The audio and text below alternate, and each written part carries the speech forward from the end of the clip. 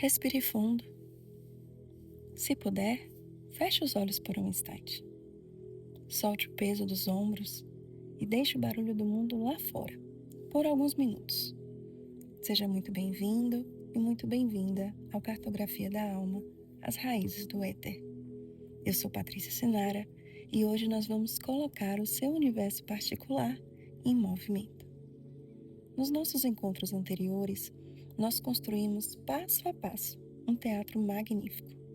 Nós conhecemos os atores da sua peça, os seus planetas, fomos ao camarim e entendemos os figurinos que eles vestem, os seus signos, e no nosso último episódio, nós caminhamos pelas 12 salas, os cenários terrenos onde a sua vida ganha forma, as suas casas astrológicas. O palco está perfeitamente montado. As luzes principais foram acesas. Mas perceba uma coisa. Atores belíssimos, parados num palco silencioso, não contam história alguma. Para que a grande obra da sua vida aconteça, eles precisam interagir. Eles precisam tecer a teia das relações. E mais do que isso, eles precisam gerar o atrito que movimenta a trama. No episódio de hoje, nós vamos entregar o roteiro nas mãos desse elenco. Nós vamos desvendar a geometria sagrada do céu, que na astrologia nós chamamos de aspectos. Vamos descobrir como as forças dentro de você conversam, como elas fluem em harmonia e principalmente como elas entram em fricção, criando aquela tensão desconfortável, mas absolutamente sagrada e necessária para o crescimento e expansão da sua alma. Antes de mergulharmos nessas linhas, eu quero te convidar a soltar uma crença muito limitante. Nós costumamos ouvir por aí que existem mapas astrais bons e cheios de facilidades, e mapas ruins, marcados pela dificuldade. Hoje, nós vamos deixar essa ideia no passado. O universo não comete erros de cálculo. Quando você abre o desenho do seu mapa, você vê um grande círculo, e no meio dele, existe uma verdadeira teia de aranha, de linhas coloridas cruzando o centro. Triângulos, retas, quadrados. Muitas pessoas olham para os traços vermelhos e sentem medo. Olham para os azuis e sentem alívio. Mas o que são essas linhas de verdade? O que elas significam na prática? Imagine o seu mapa como um palco circular, de exatos 360 graus. Os seus atores, que são os seus planetas, estão espalhados pelas bordas desse palco redondo. Como o cenário é circular, dependendo de onde dois atores estão posicionados, eles formam uma distância matemática entre si. A astrologia sagrada, há milênios, percebeu que o universo é pura geometria. Quando dois planetas estacionam em distâncias muito específicas, por exemplo, a exatos 90 graus ou a 180 graus um do outro, algo mágico acontece. Um fio invisível de energia se acende entre eles. Eles fazem contato visual. Eles começam a conversar. Exatamente isso que nós chamamos de aspecto. O aspecto é a ponte que liga um ator ao outro. É o diálogo. Dependendo da distância em que eles estão, essa conversa muda de tom. Se eles estão a uma distância confortável, eles dialogam com facilidade, como velhos amigos. Mas se eles estão em lados completamente opostos desse palco circular, eles precisam gritar um com o outro para serem ouvidos, gerando atrito. É como tocar duas notas musicais no piano ao mesmo tempo. Às vezes, as notas formam um acorde doce e harmonioso. Às vezes, formam uma dissonância, um som tenso que incomoda o ouvido. Mas preste muita atenção. A música da sua vida precisa das duas coisas para ter emoção. Um mapa só com linhas azuis de facilidade formaria uma pessoa anestesiada, que não tem forças para sair do sofá. Uma psique sem conflito e sem tensão é uma alma que não evolui. Vamos começar justamente pelas conversas difíceis, pelas linhas vermelhas do seu mapa. Aquelas que a tradição chamava de aspectos tensos, mas que hoje nós vamos rebatizar de motores de evolução.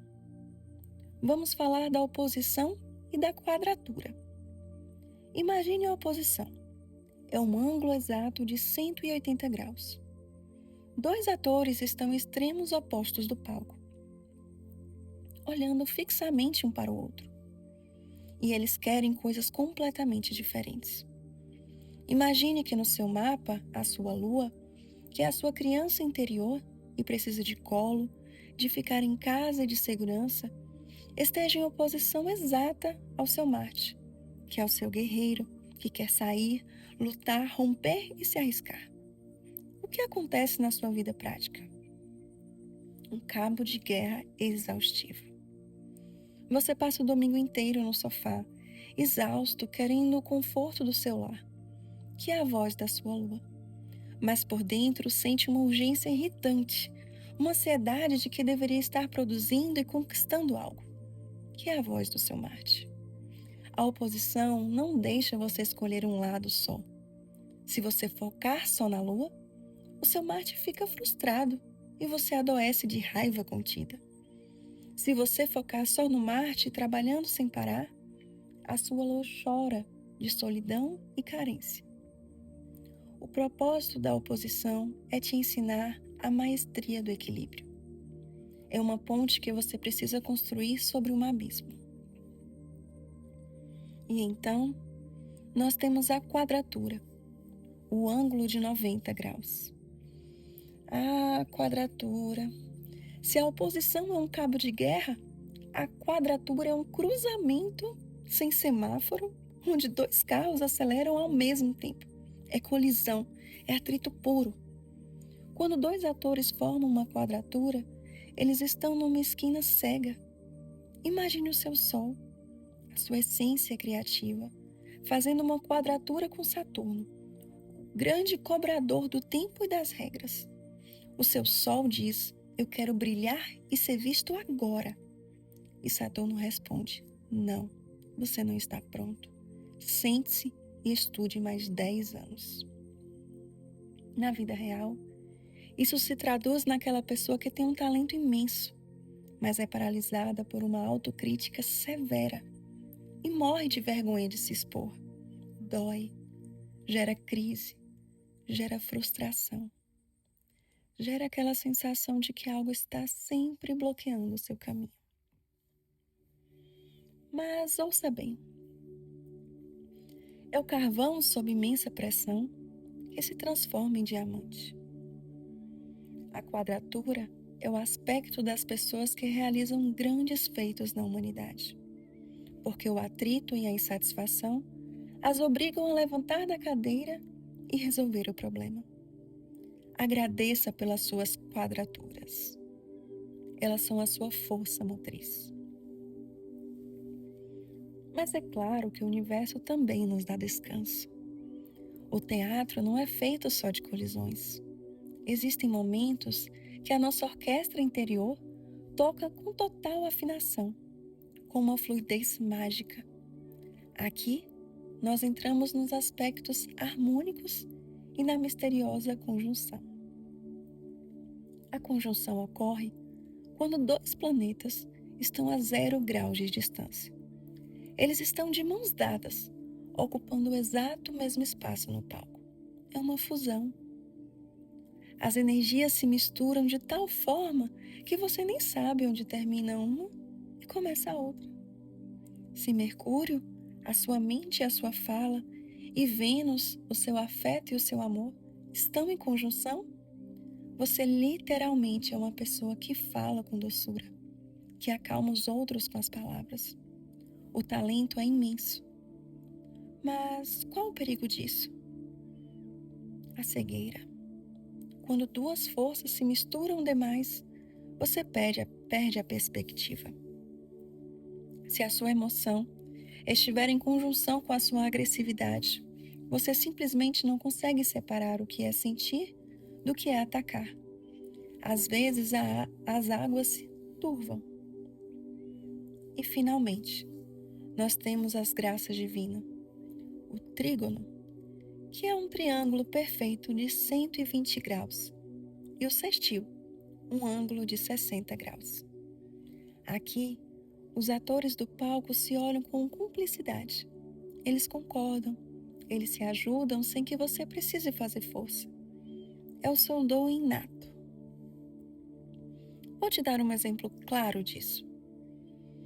Imagine que você tem um trígono entre Júpiter, a expansão, a sorte, e a sua mente, o seu Mercúrio.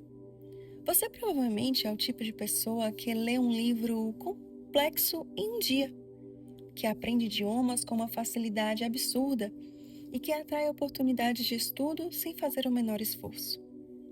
Onde você tem trígonos no seu mapa, a vida flui, as portas se abrem. Mas eu preciso te fazer um alerta importante. O trígono é como uma gaiola de ouro muito confortável. A nossa sombra adora a zona de conforto. Muitas pessoas com mapas cheios de trígonos passam a vida inteira estagnadas, porque nada as incomoda. O talento vira inércia, como aquela pessoa inteligentíssima que nunca termina a faculdade porque sempre achou tudo muito fácil e não tem disciplina. O trígono é um rio que corre suave, mas se você não remar, ele te leva para a cachoeira da preguiça. Antes de fecharmos as cortinas de hoje, quero te pedir para prestar atenção aos sussurros.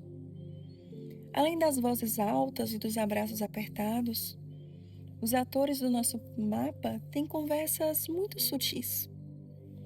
Existe um aspecto menor, de 150 graus, chamado quincúncio. Sabe quando você veste uma roupa maravilhosa, mas a etiqueta fica pinicando as suas costas o dia inteiro? Esse é o quincúncio. São dois planetas que não têm a mesma natureza. Eles são estrangeiros, morando na mesma casa.